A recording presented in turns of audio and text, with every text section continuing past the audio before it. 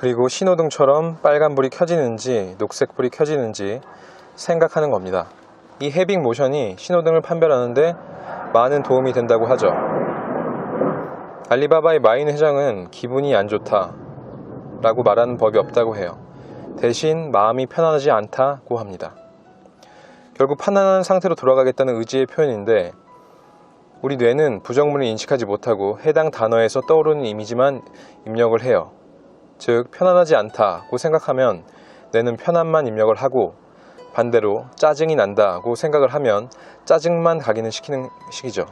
이렇게 볼 때 마음이 편안하지 않다라는 말은 결국 편안한 상태가 본인에게는 가장 보편적이고 기본적인 마음가짐이라는 뜻이에요. 요즘 많은 부자 관련 책에서는 간절히 원하면 이루어진다, RMVD 등등의 이야기를 많이 하는데요. 저자 이수연은 정반대의 이야기를 합니다. 자, 볼게요. 간절히 원하면 이루어지지 않는다. 무언가를 간절히 바라는 마음이 커지면 커질수록 불안과 걱정, 두려움도 자라난다. 예를 들어 구입한 지 1년이 된 휴대폰이 있다. 이것은 이미 내 것이라고 생각해서 그런지 편안하기만 하다. 그게 바로 해빙에 있음을 느끼는 것이다. 하지만 간절히 원하는 마음은 결핍에 집중하는 것이다. 즉, 간절히 원하는 것은 없음을 향해 가는 것이 아닌가? 그 불편함이 무의식에 없음을 끊임없이 입력할 것이다. 결국 악순환이 계속된다. 통계적으로 살펴보면 인간은 인생에서 2번에서 5번 정도의 퀀텀 점프를 할 수 있는 기회를 만나게 되는데, 안타깝게도 이 시기를 활용해 부자가 되는 사람은 전체의 3% 정도뿐이다.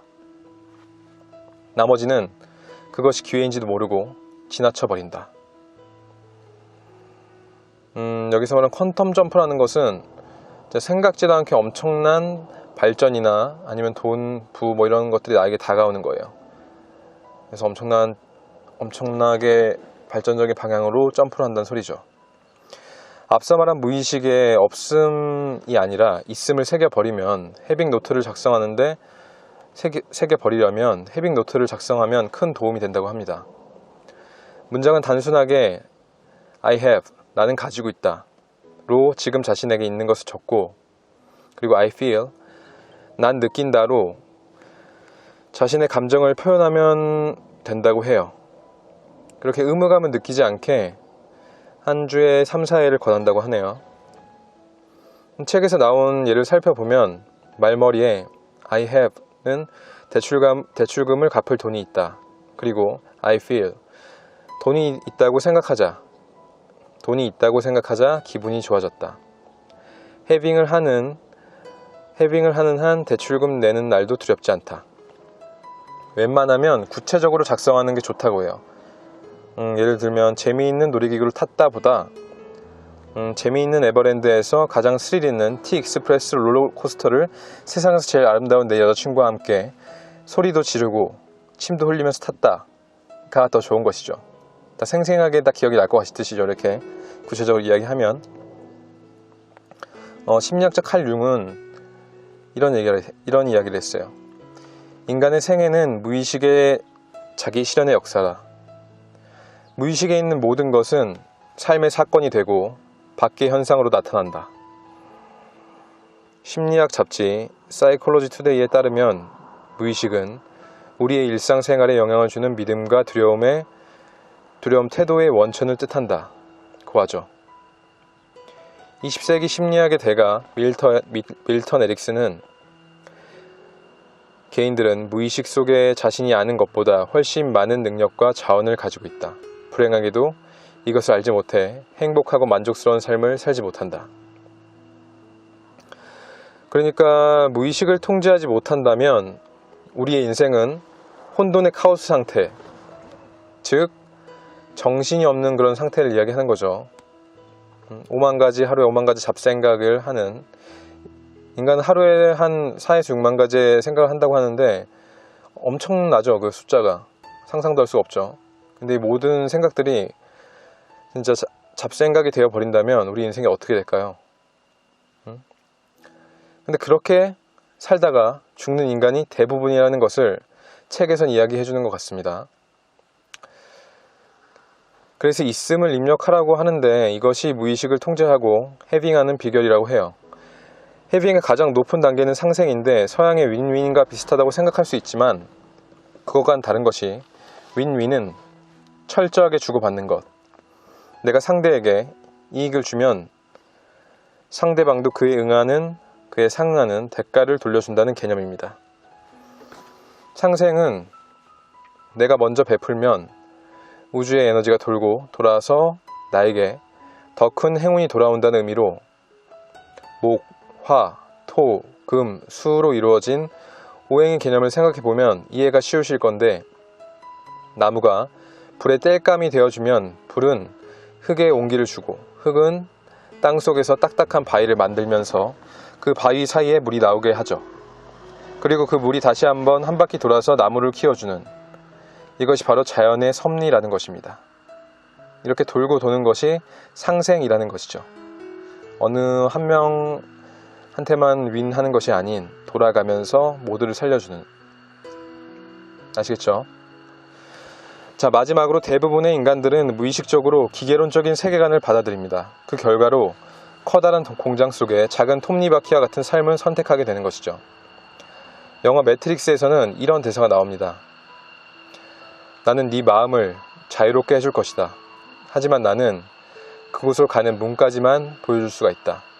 그 문을 통과해야 하는 것은 바로 너 자신이다. 결국 매트릭스를 깨는 것은 바로 자기 자신이고 아무도 대답해 줄 수 없다는 것입니다. 여러분, 저는 이 책을 보면서 참 어려운 내용을 읽기 쉽게 만들어 놓았다는 생각이 들었어요. 그리고 분명 심오한 이야기들이 많지만 있음을 통해서 다시 한번 마음가짐의 중요성을 다시 한번 상기하게 됐고, 선택은 내가 하는 것이라는 것을 느꼈습니다. 어떤 상황에 있던 최종의 선택은 내가 하는 것이고, 내 인생의 주인공은 나기 때문에 내 주위에서 일어나는 모든 일은 내가 행동을 하거나 행동을 하지 않아서 벌어진 일이기 때문에 그것을 진정으로 인정을 하시고, 내가 할 수 있는 많은 것들을 고쳐나가게 되면 해빙을 통해서도 나에게 큰 행운이 찾아오지 않을까 하고 생각을 해요. 책에서 조금 아쉬웠던 거는 10만 건에 달하는 사례를 과학적으로 분석했다고 했는데 그것에 대한 신뢰성 있는 자료가 제시되지 않았던 것이 좀 아쉬웠습니다. 그래도 저에게는 많은 도움이 되었던 책이고, 정말 새로운 생각의 패러다임을 만들어준 감사한 책이 될 것 같아요. 여러분들도 꼭 읽어보시길 바라겠고요. 오늘도 마무리할게요. 제3의 눈. 누구에게나 부자가 될 어느 정도 재물의 운이 있다고 한다. 하지만 그 재물의 운을 잡는 사람들은 단 3%뿐. 기회라는 운도 그것을 보는 눈이 그리고 지식이 필요하다. 제3의 눈은 그 기회를 볼 수 있는 지식의 창고. 그것을 모르는 자는 평범한 생을 살다가 부족함을 느끼며 삶의 마지막에는 항상 후회와 한탄을 남긴다. 삶의 마지막에 나에게 진심으로 감사할 수 있게 우리는 제3의 눈을 깨워야 한다. 나는 날마다 모든 면에서 점점 더 나아지고 있고 제3의 눈을 깨우고 있다. 나는 날마다 모든 면에서 점점 더 나아지고 있고 제3의 눈을 깨우고 있다. 나는 날마다 모든 면에서 점점 더 나아지고 있고 나는 제3의 눈을 깨우고 있다. 네, 여러분, 벌써 2020년 3월이 마무리가 되어가고 있어요. 시간 참 빠르게 흘러갑니다. 진짜 시간의 유한성을 항상 생각하시는 삶을 사셔야 돼요.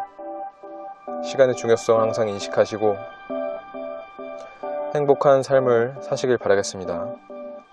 그리고 모두 힘내십시오. 파이팅입니다.